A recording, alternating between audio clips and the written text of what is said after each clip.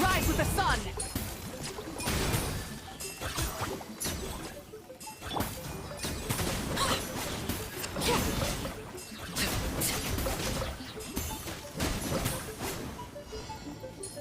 Pay your dues. Transfixed! Burn it down! You can't run from death. So you can't run from death.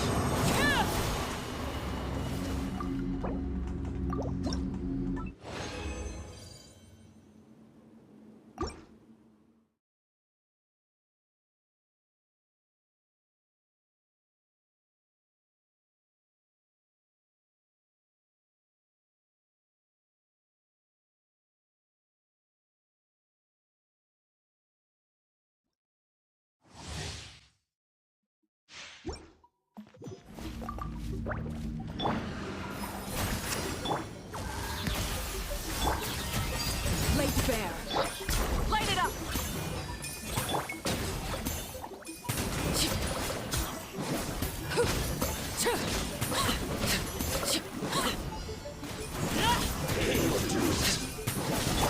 Show no mercy!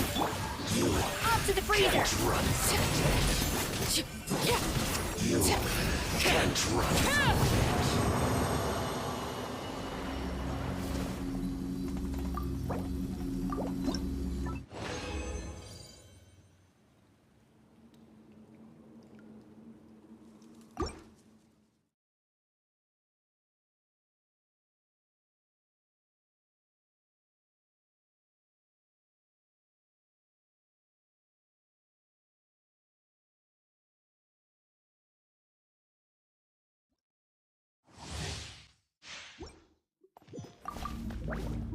Get to work!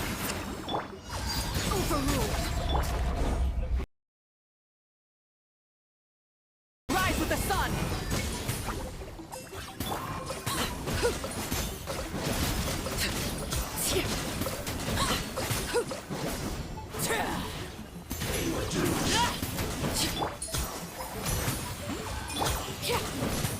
Transfixed! Can't run from death.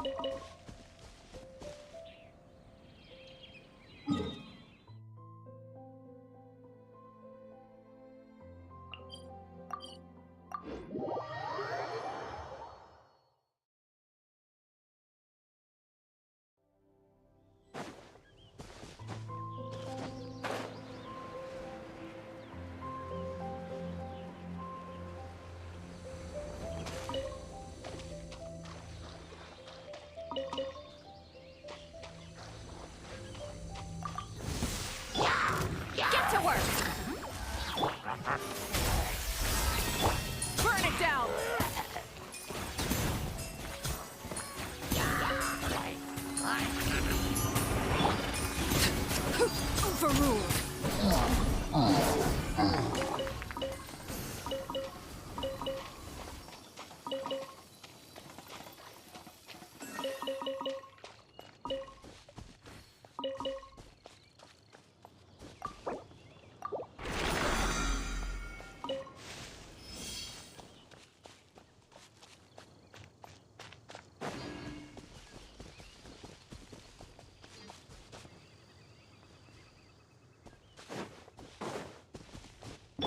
Fulfill our pact!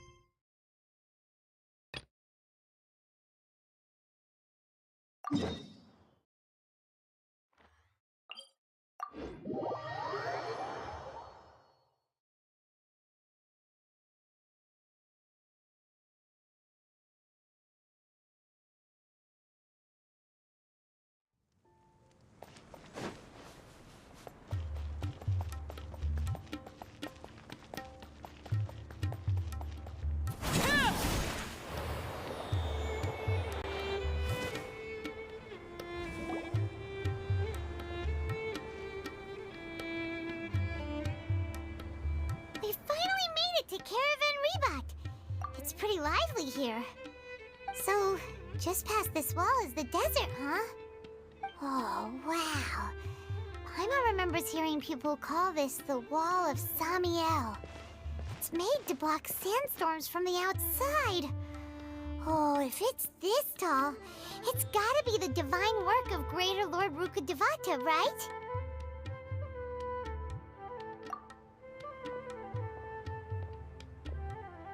Enough gawking. Come on, follow me. Huh? Over here.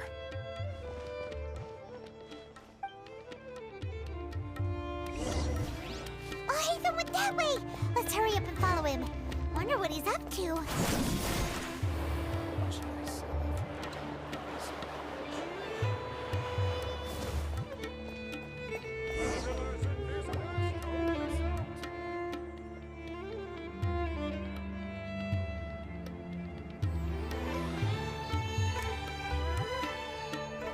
What the? Where did he go? How did we lose him? They were just here a second ago. More Eremite mercenaries? Who are they working for this time?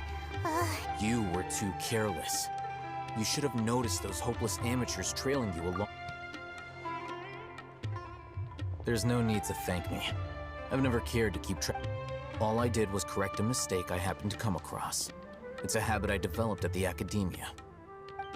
You really gave Paimon a scare, Alhaitham. We never thought we'd run into you here. Last time we met at Port Ormos, didn't you say you were going back to the academia? Wait, don't tell Paimon that you're here to take us back on their orders. Oh, so you've already landed yourselves on the academia's hit list. I can't say that I didn't expect it. However, had I wished to turn you over to the academia, don't you think you'd already be the Eremites' honored guests by now? Oh, right. You do have a point. I have no interest in running errands for that project. As a scholar, I've always belonged to the camp that promotes researcher autonomy. And these days, you're more fascinating than anything the sages can offer. Not quite. To tell you the truth, I'm still investigating the Divine Knowledge Capsule. Unfortunately, everyone says the capsule originated in the desert and was eventually moved to Port Ormos. Which brings me back to you, and why you're so interesting. The leader of Ain al-Ahmar used the Divine Knowledge Capsule right in front of you, and upon seeing him, your expression became perplexed, and you were locked. To have that kind of reaction, I think you must have realized something. Are you interested at all in sharing what you've been hiding from me?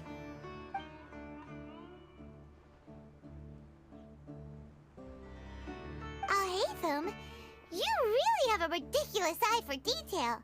What kind of person even notices? So that's your answer. Well, I do work for the academia after all.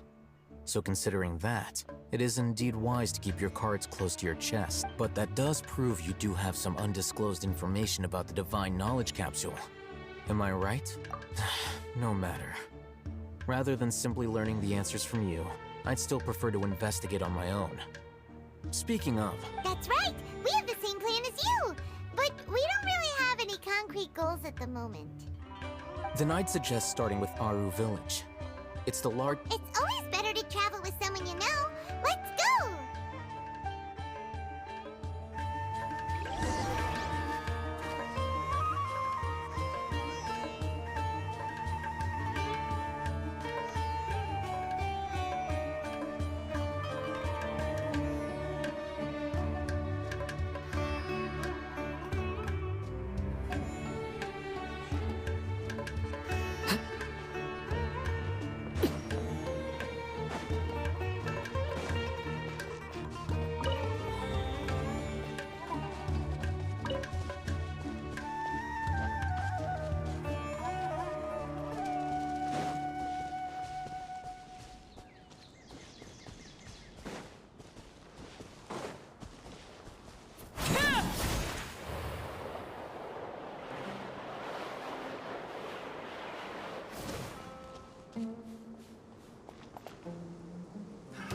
Another test subject. Show no mercy! Get it. Cross. Fry. A little amuse-bouche! I got carried. Place my wrong test subject.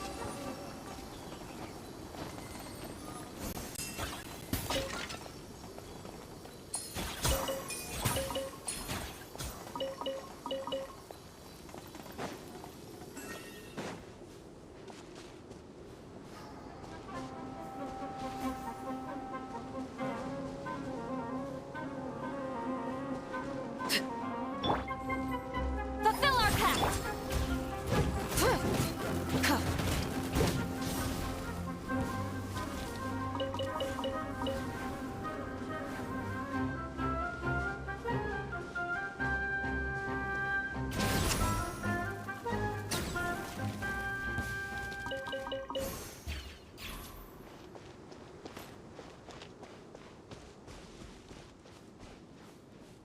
Try and stop me!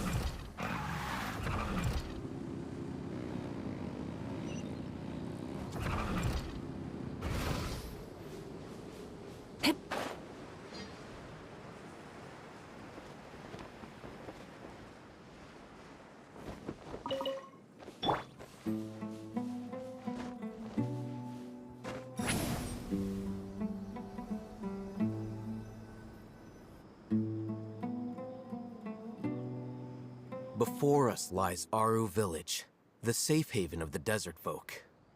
Whoa, this landscape is really something else. What a cool place! Let's go check it out!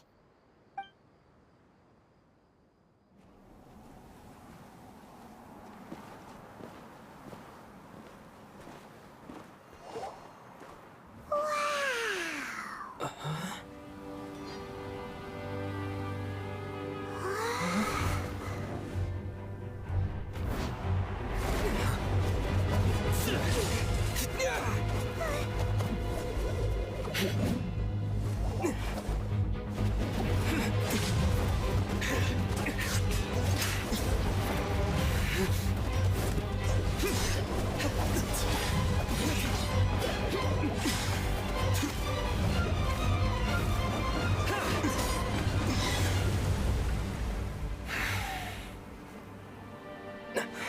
Sino.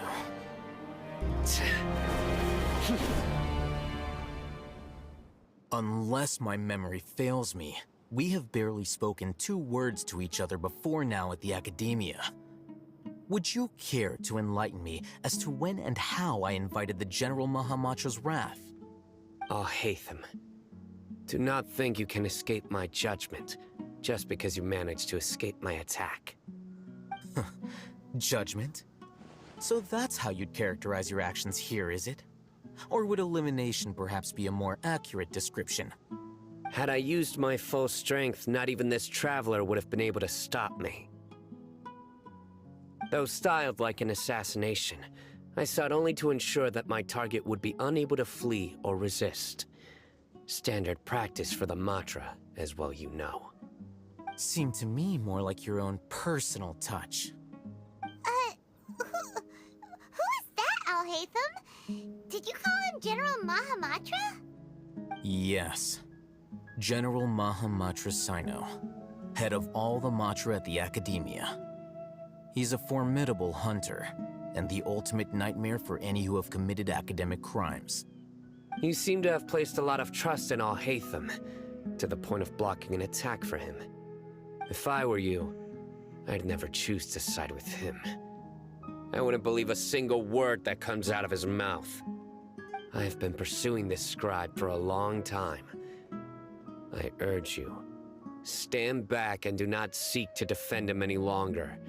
Otherwise, there will be consequences.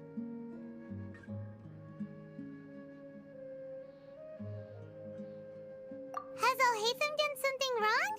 Hyman doesn't think he's as bad as you've made him out to be. I won't waste my breath explaining things. Alhaitham, I saw it during our fight. Take it out. The divine knowledge capsule you're hiding on your person. Unless you want me to retrieve it for myself. Very perceptive of you. Nothing escapes a Matra's senses. Wait, the divine knowledge capsule? Didn't it fall into the Matra's hands in Port Ormos? No wonder you speak with such confidence, Sino. But I must admit, I'm very curious. What does this capsule mean to you? And why, as General Mahamatra of the Academia, are you all alone in the desert? As far as I'm aware, the other Matra have been speculating about your disappearance. Have you been given a mission that's, let's say, morally dubious? If I was the real target of your mission, what was stopping you from simply using your authority and resources to judge me within the walls of the Academia? I should have known you'd be difficult to deal with. You two? Ugh! What should we do, Traveler? Paimon feels like we can't trust either of them! Ahem. Well, look at you two, acting all tough and self-righteous over there. Wait, Dia?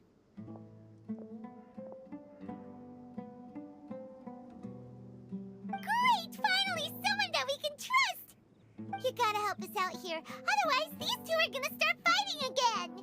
Yeah, sure looks that way. Two giants from the Academia duking it out once and for all. Not something you get to see every day, that's for sure. Listen, I know you academic types love to fill up your big brains with self-righteous morality and lord your empty rules and virtues over each other. But how dare you bring your petty disputes into the safe haven of Aru Village? It seems like someone's gonna have to beat some sense into your thick skulls until you finally learn to respect these grounds.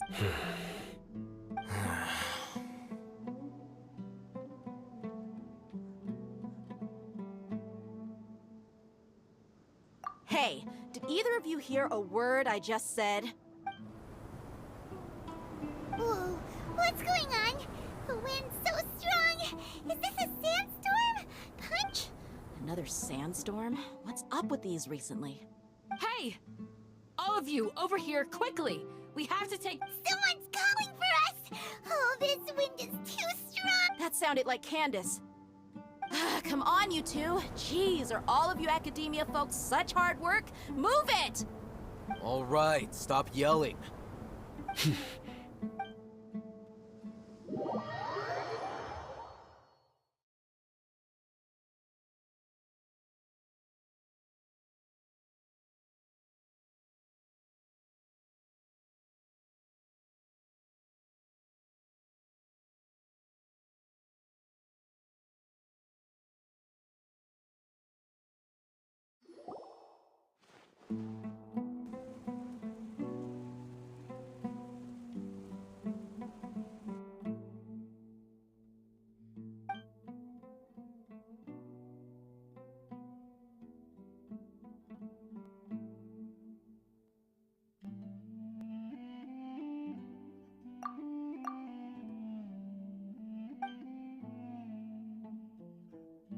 Well, this is pretty awkward.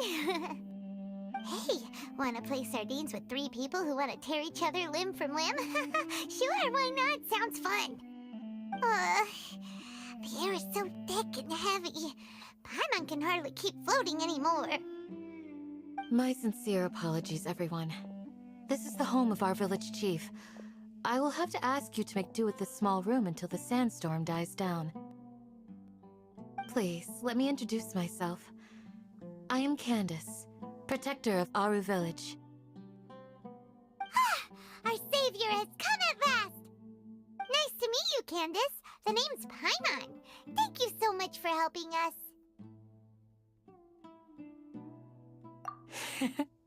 There's no need to thank me. It's only right to help each other when the weather gets rough. Wow, she's so gentle and caring, like a nice older sister. Unlike those guys over there. All right.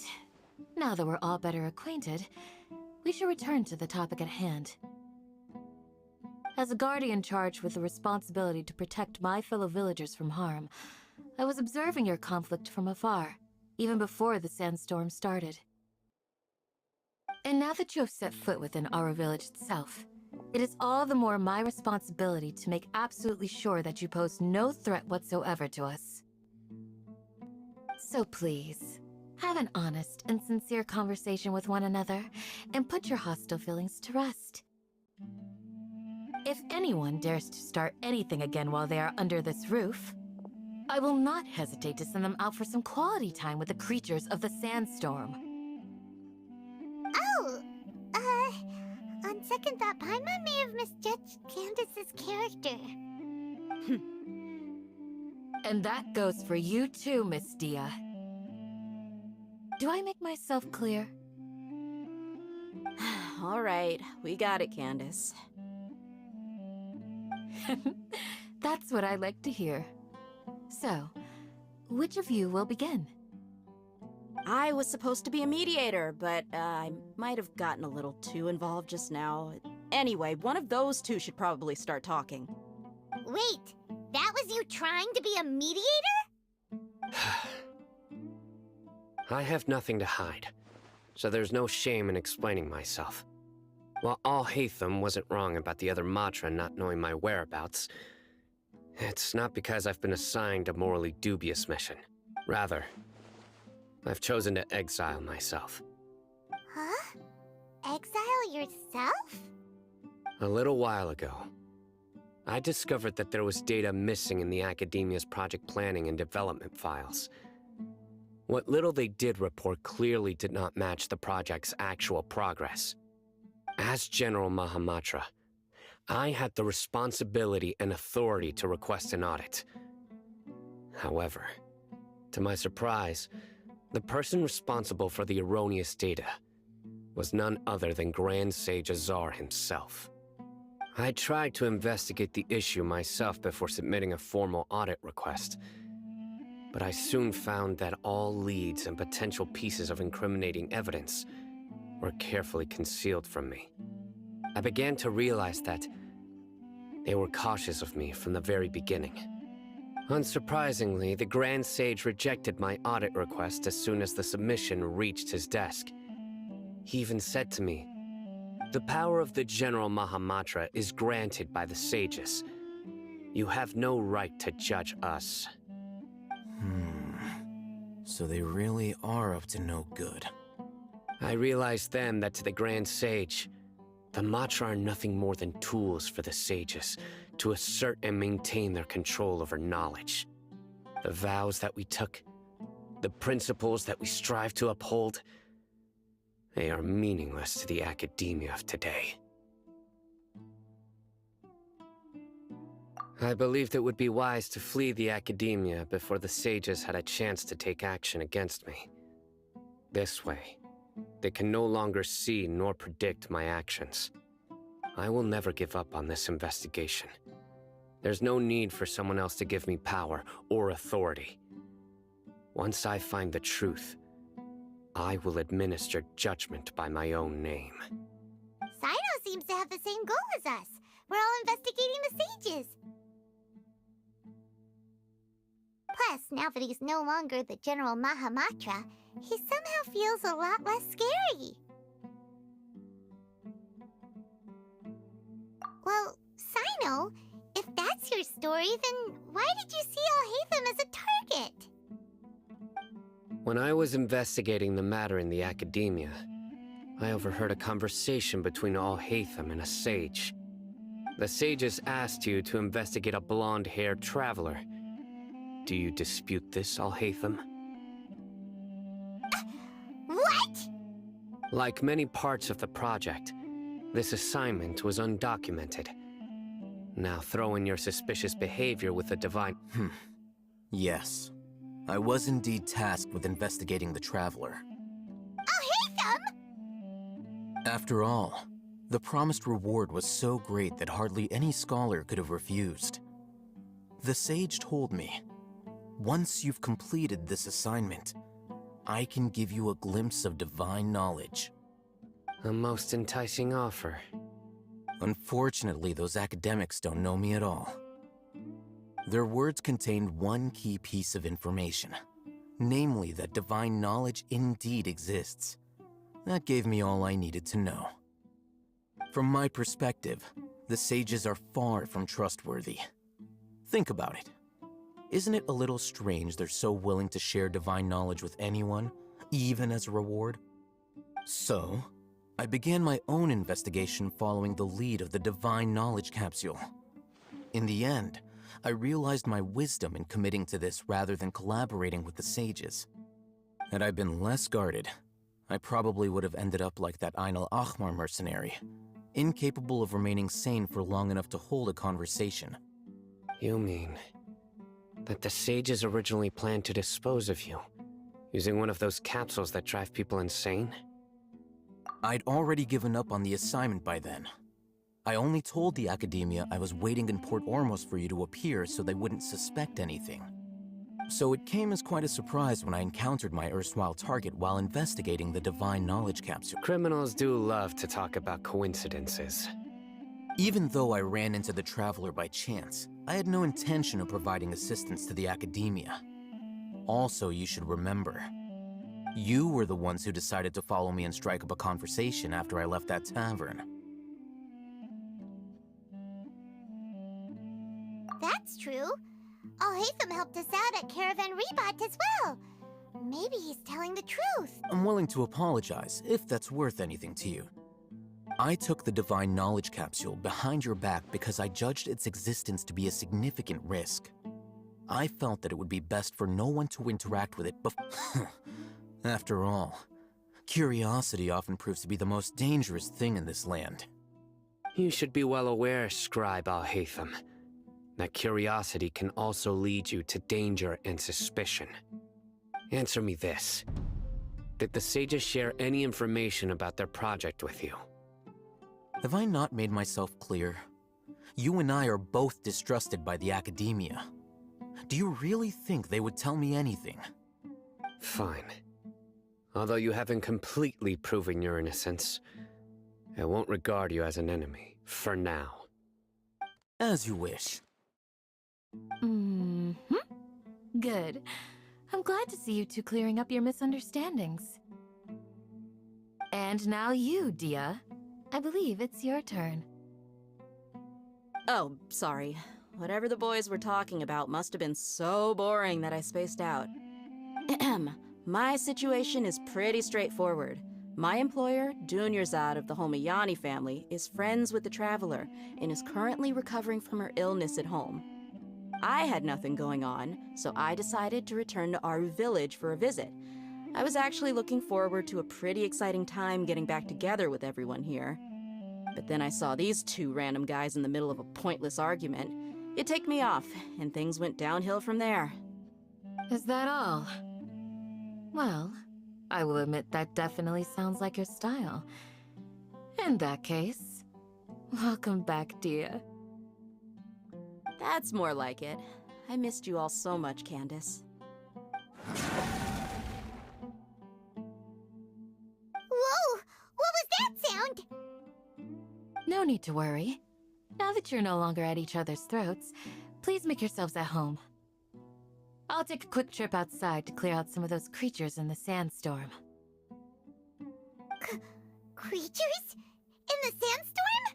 Are you sure you don't want some backup? Fighting in a sandstorm is not for the faint-hearted. Anyone without extensive training in these conditions is at a disadvantage. You needn't worry. Yeah, just leave him to Candace. Don't worry, she's as tough as they come.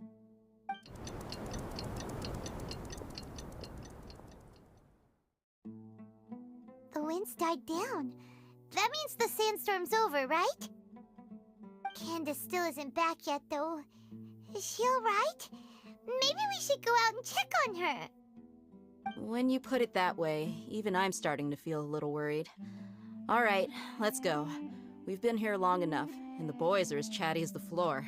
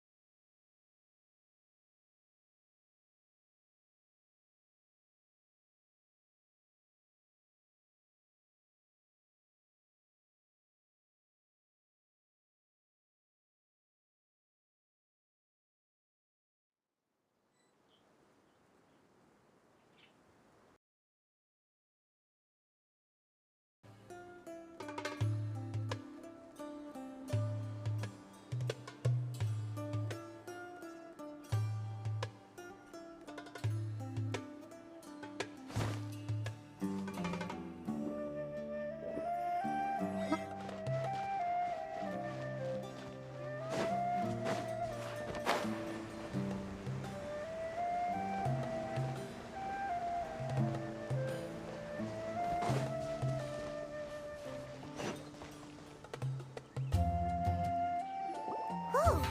Candace, you're still... Yes. They just keep... Ah! Here comes another wave! Leave this round to us. I got interrupted. It's been quite a while since I've seen the Flame Main in action.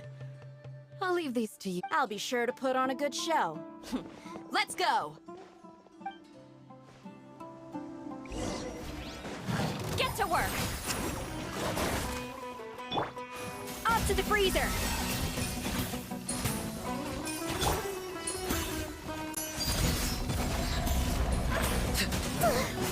Here comes another wave! When are they ever gonna let... The creatures stopped appearing. Was that the last of them? What we fought just now was probably the aftermath of the sandstorm. So we should be safe for the time being. Well fought, everyone. No injuries, I hope. Huh? Who are you? Ah, my apologies. I haven't had a chance to greet you yet. I had my hands full taking care of the village's elderly and children. I am the chief of Aru village. Everyone usually calls me Uncle Anpu.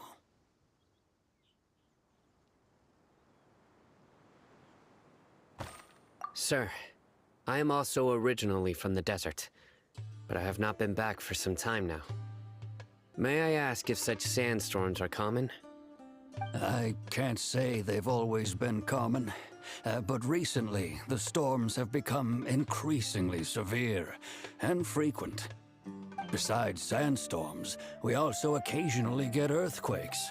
According to an investigator who stayed in the village a while ago, these unusual natural phenomena are related to the withering of Irminsul.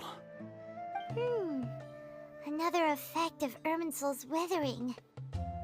So, Irminsul's withering causes withering zones in the forest, and sandstorms and earthquakes here in the desert? Everything in the natural world is inextricably connected to Irminsul. These regional symptoms can indeed be a reflection of Irminsul's present state. Everyone in Aru village needs to take good care of themselves. Speaking of which, why haven't I seen a single village keeper since I got here? Village keeper? Who are they? Village guards like Candace? Does your curiosity know no bounds?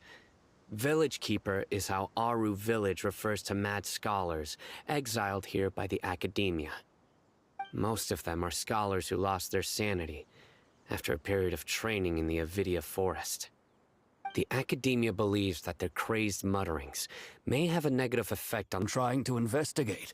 One by one, the village keepers have been mysteriously disappearing without a trace. But no one in the village has... I'm fascinated by how you think. Mock me if you will, but if you are guilty, I will eliminate you, regardless of my position or identity. Oh, you're the former General Mahamatra.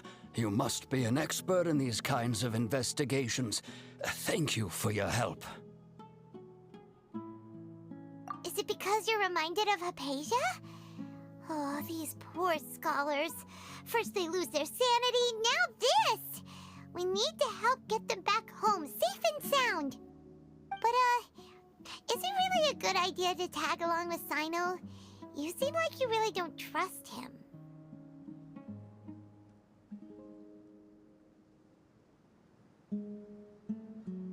I'll be grateful for the assistance. No doubt you will do a better job than some of my former subordinates. Let's start by finding a spot to share what we know so far.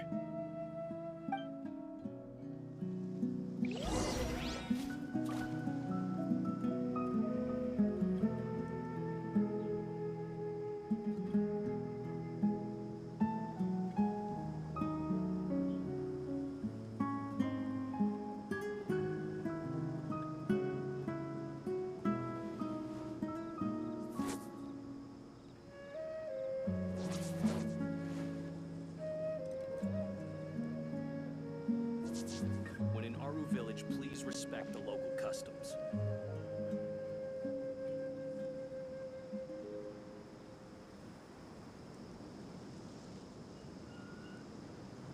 What could the children be up to?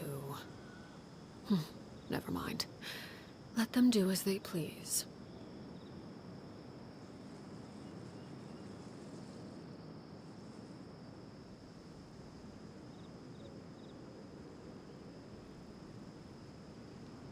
When in Aru village, please respect the local customs.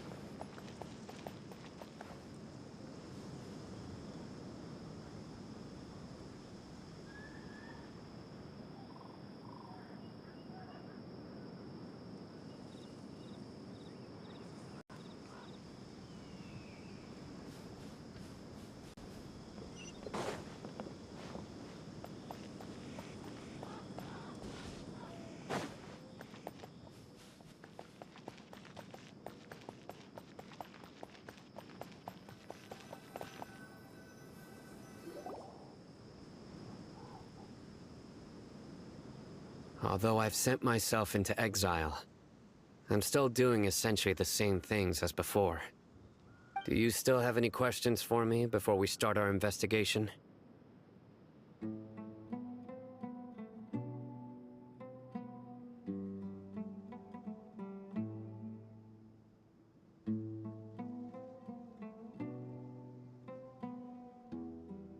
One of my former subordinates told me that this title has its origins in a strange incident.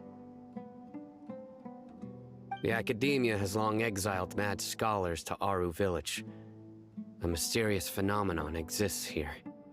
When mad scholars first arrive, they are as incoherent and deranged as before. But after spending some time here, they invariably begin to calm down. Initially, the people of Aru Village greatly resented having to take in the mad scholars. But a strange incident one night changed that. Aru Village was struck by the strongest earthquake in living memory. Seeing buildings on the verge of collapse all around him, the then chief of the village was preparing to take everyone to safety. Suddenly, he noticed a mad scholar crouching in a corner, caressing the ground with his hands. A soft, green light radiated from him, like a divine glow against the backdrop of night. Despite the powerful tremors that ripped through the ground that night, all the houses remained upright, almost as if they had grown roots reaching deep into the ground. In the end, not a single building collapsed, and no one was hurt. After that, the people of Aru Village treated the mad scholars with greater kindness, and began to refer to them as the village keepers. A soft green light?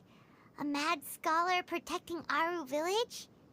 What do you make of it, Traveler? Paimon thinks so too. Actually, Sino, do you know if any of the mad scholars continued to wear their Akasha terminals at Aru Village? In theory, they would continue wearing them so the Academia could still monitor their activities. With that said, the main Akasha system would no longer have any interaction with them. Oh, no wonder! Everything makes sense then! Add in the fact that they calmed down, it was probably Nahida who calmed them. If you are able to draw a conclusion from this one story alone, then it appears you possess much more information than I do. So, what do you make of the story?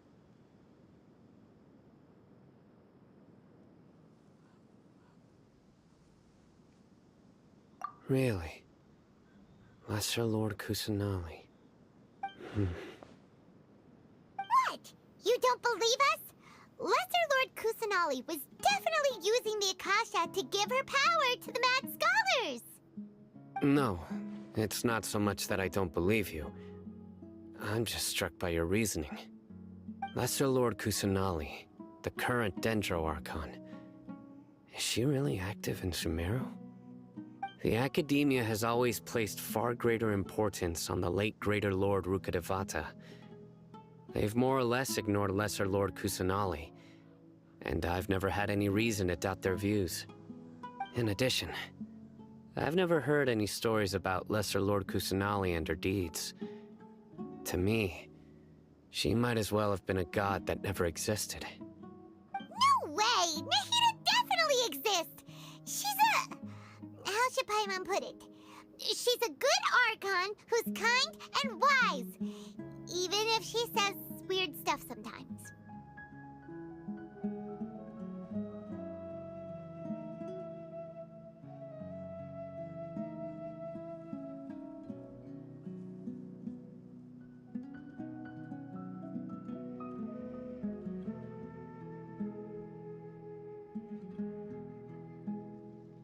I've spent many years interrogating criminals, so I can easily tell when someone is lying. Good! Then you should know that we're telling the truth! That look in your eyes. I've never seen that from a liar. You two really must have met Lesser Lord Kusanali. How can this be? To think, our Archon has been amongst us this entire time. Alright, now it's our turn to put our skills to good use for this investigation. But easier said than done, especially since we don't have any leads. Maybe we can start by knocking on some doors. Excuse me, are you here to help me find my grandpa? Huh? Who are you?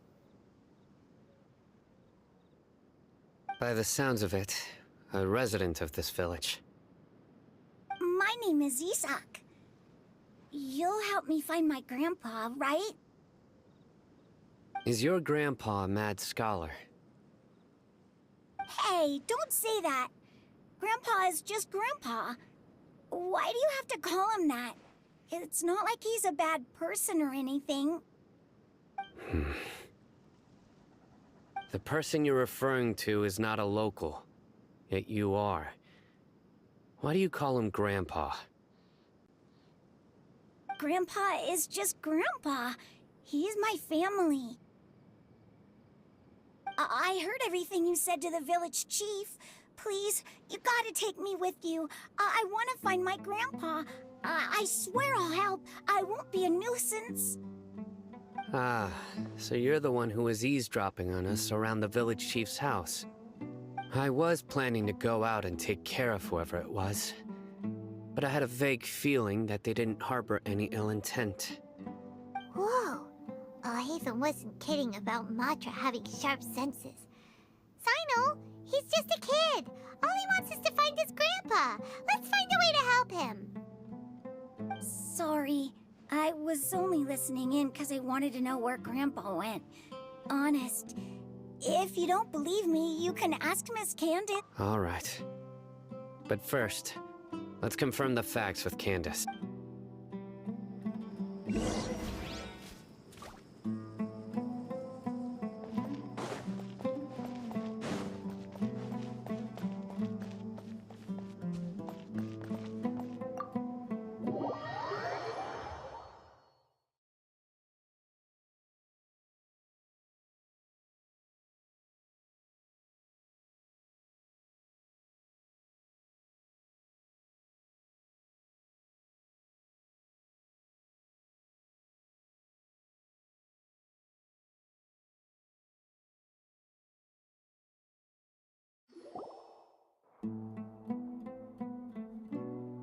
Sino is super vigilant. Is this what all the Matra are like? Ah, you're back already. We just wanted to confirm something with you. Do you know a boy by the name of Isak? I had a feeling he'd go looking for you. Huh? You knew this would happen? Yes. Although he tried his best to stay hidden, I still noticed him eavesdropping outside the window. He really wants to get his grandfather back. Isak's parents were both Aramite mercenaries who rarely returned to the village after finding employment in the city. He was raised by his grandfather. Unfortunately, it was only a few years before his grandpa passed away. Isak was still very young at the time, so various families in the village took turns caring for him so he could survive. Later, an elderly mad scholar arrived at the village. Isak thought the scholar bore a striking resemblance to his grandfather, and thus often spied on the man. However, the scholar was unkempt in appearance and incoherent in speech. Although Isak referred to the man as his grandpa, he was afraid and didn't dare to approach him. One summer night, the oft mumbling and bumbling grandpa suddenly calmed down and seemed to become more lucid. He even noticed Isak hiding in the distance. So Grandpa walked up to Isak and patted him on the head. He even took Isak to the entrance of the village, where he patiently taught the boy the names of the stars, and accompanied Isak until he fell asleep. The next morning, Isak woke up and wanted to go find his grandpa again, only to realize his grandpa no longer recognized him. However, even so, Grandpa retained his calm expression. It's said that those who saw the scholar claimed he no longer appeared to be crazy, but appeared to be living in his own world, almost as if he were sleepwalking. Isak was thrilled that his grandpa was able to find peace, and would follow him all the time, asking him things like, "Grandpa, want me to take you somewhere fun?" Or, "Grandpa, could you tell me stories about the stars again?" All this somehow just makes Paimon feel really sad. It seems like they both deserve so much better. Perhaps. Nearly everyone who lives in the desert has some form of hardship or regret. But even so, we must still continue on with our lives. It's also my reason for fighting. I must continue to protect this land.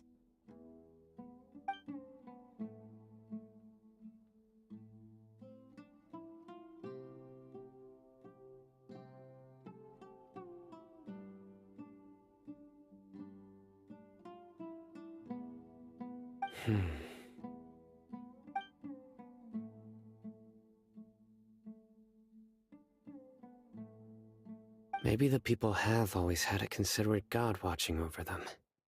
Huh? What did you say, Sino? No, nothing. As long as Esau keeps his word and doesn't get in our way, we can take him along. Perhaps you are more compassionate than I gave you credit for.